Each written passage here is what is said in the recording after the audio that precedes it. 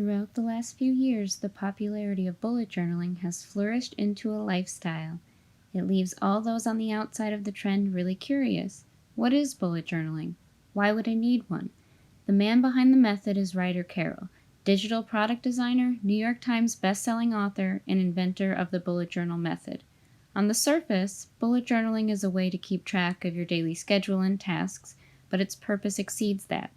Bullet Journal's website states the method is best described as a mindfulness practice disguised as a productivity system. It's designed to help you organize your what while you remain aware of your why. The secret to bullet journaling is its purpose to exceed basic organizational expectations, reminding us of personal tasks we may neglect.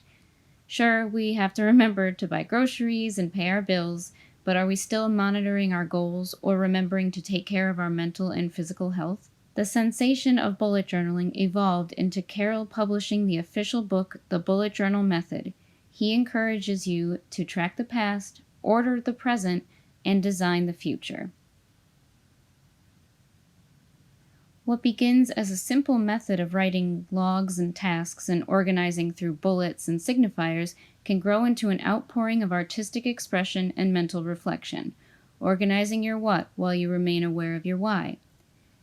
It can be easy to get overwhelmed by what seems to be a complex approach to organization and self-enrichment, but broken down and simplified, you'll find that bullet journaling can be an easy and enjoyable therapeutic tool. Be sure to visit bulletjournal.com for more information and visit Faber-Castell.com for more information regarding supplies, such as this Pitt artist pen, which is my absolute favorite journaling tool. I use it for everything.